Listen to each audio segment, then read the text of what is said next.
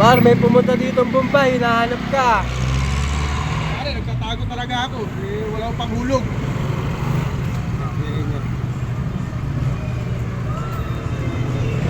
Sabi ko bumalik eh. Nakabiyahe ka eh. Wala, hindi ko naman utang yun eh. Utang na kumpare ko yun eh. Ako na pinaghulog, wala dyan eh. Hindi ko nila may permisyo eh. Sabi ko magpupunta rito eh. Mabalik ba?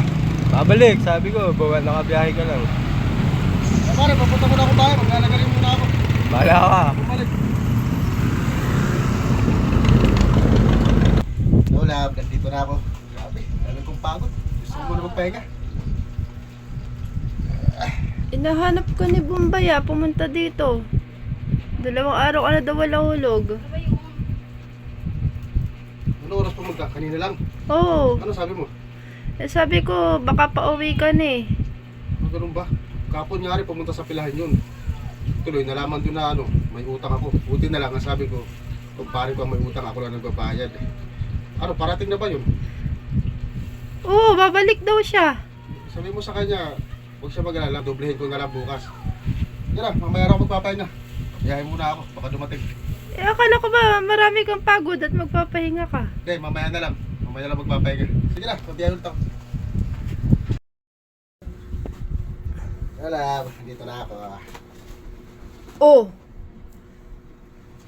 Hinahanap ka ni Bombay nakasalubong mo ba sa labas? Hindi. Eh, ilang araw ka na daw walang hulog. Matatapos ka na, 3 hulog ka na daw eh. Kaya nga ako bumi ng maaga eh. 3 hulog ka na lang. Kaya nga, para mahulugan ko na. Eh, hindi ko naman naabutan. E, paano yun? Gcash mo na lang daw. Chigas? Oo. Asa ba yung number? Nasa'yo? Oo. O sige. Pupunta muna ako sa ano, tindahan, Gcash. Sasend ko na lang. Para wala na problema.